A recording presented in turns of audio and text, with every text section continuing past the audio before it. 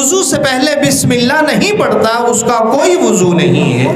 گویا کہ وضو سے پہلے یہ ضروری ہے کہ ہم اللہ کا نام لیں، اور حدیث میں یہی الفاظ آئے ہیں، توضؤ بسم اللہ لا وضوء لمن لم یذکر اسم اللہ۔ اس کا کوئی وضو نہیں ہے جو بسم اللہ نہیں پڑھتا۔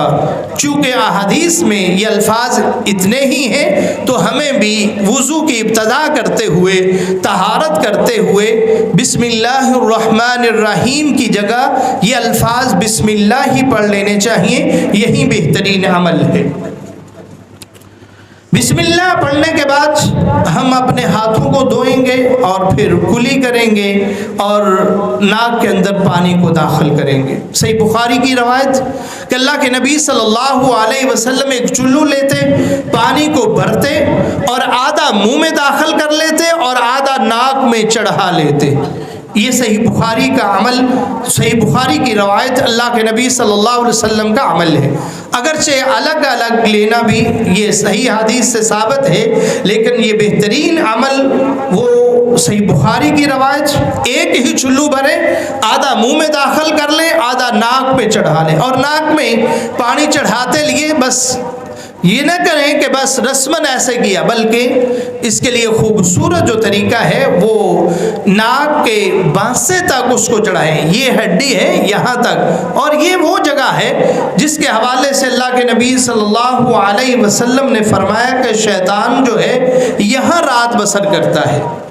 تو یہاں تک، اور پھر اپنے ناک کو اچھی طرح جھاڑ لیں۔ یہ اللہ کے نبی صلی اللہ علیہ وسلم کا عمل ہے۔ فرمایا کہ ناک کو اچھی طرح جھاڑ لو، اس لیے کہ ناک کے بانسے میں جو ہے شیطان رات بسر کرتا ہے۔ اور یہ مشہور روایت ہے، اللہ کے نبی صلی اللہ علیہ وسلم فرماتے ہیں شیطان یہاں رات بسر کرتا ہے، اور پھر شیطان انسان کو تسلیاں اور تھپکیاں دیتا ہے نماز سے روکنے کے لیے، اور یہی وہ جگہ ہے جس جگہ پہ شیطان پیشاب کر کے جاتا ہے۔ گویا کہ یہ نجاست اور طہارت حاصل کرنے کے لیے بہترین طریقہ وہ ہے کہ آقا علیہ السلام نے فرمایا ناک کے اندر پانی اچھی طرح چڑھاؤ، اگر روزے کی حالت میں نہیں ہو، روزے کی حالت میں ہے تو پھر یہ زور سے چڑھانا یہ نہیں ہے، بلکہ اگر تم روزے کی حالت میں نہیں ہو یہ اس وقت ہے کہ اچھی طرح ناک میں پانی کھینچو اور اس کو اچھی طرح جھاڑ لو اور اچھی طرح اس کی صفائی کر لو، اس لیے کہ یہاں پہ رات جو بسر کرنے والا شیطان ہے اس کی طہارت بھی ہو جائے، اور مقصود ہمارا کیا ہے؟ وہ طہارت ہے، وہ صفائی ہے، وہ پاکی ہے جس کو ہم نے حاصل کرنا ہے۔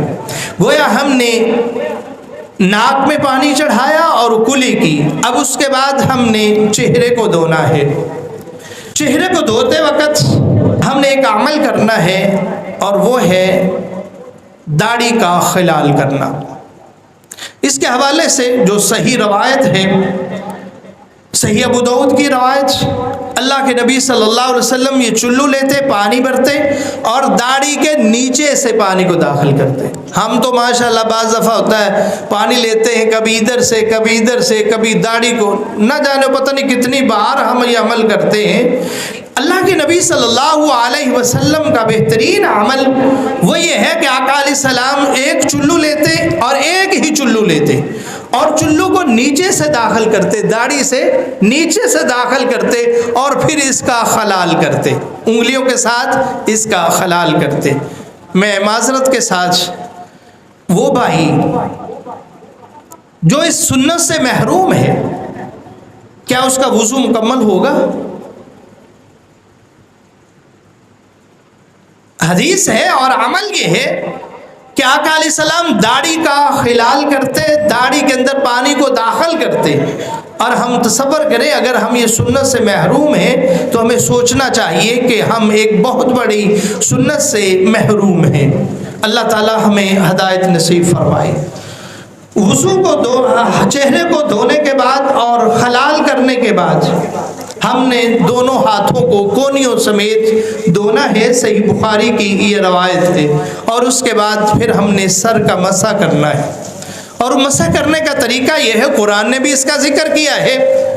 کہ اپنے سروں کا مسح کرو۔ قرآن میں بھی یہ موجود ہے، اور اللہ کے نبی صلی اللہ علیہ وسلم جنہوں نے پریکٹیکلی طور پر کر کے دکھایا ہے۔ صحابی روایت کرتے ہیں کہ اللہ کے نبی صلی اللہ علیہ وسلم نے اپنے دونوں ہاتھوں کو پانی سے تر کیا، صحیح بخاری کی روایت ہے،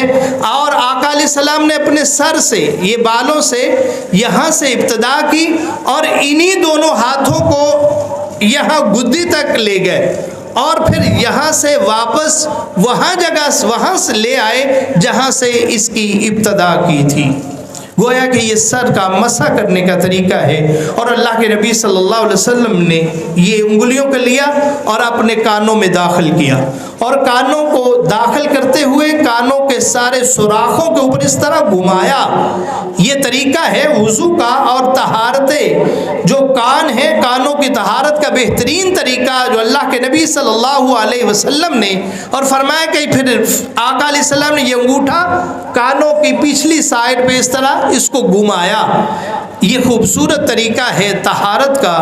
جو اللہ کے نبی صلی اللہ علیہ وسلم نے ہمیں سکھایا ہے۔ اللہ اکبر۔ ایک حدیث میں آتا ہے کہ یہ جو کان ہیں یہ سر کا ہی حصہ ہے، اس لیے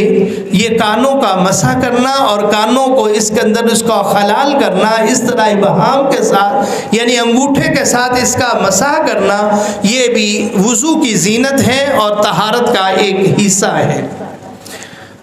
جب ہم نے کانوں سر کا مسح کر لیا، پھر ہمارا آخری عمل وہ پاؤں کو دھونا ہے کہ ہم نے اچھی طرح پاؤں کو صاف کیا، پاؤں کو دھویا، اور اللہ کے نبی صلی اللہ علیہ وسلم جب پاؤں کو دھوتے تو پاؤں کو اچھی طرح ملتے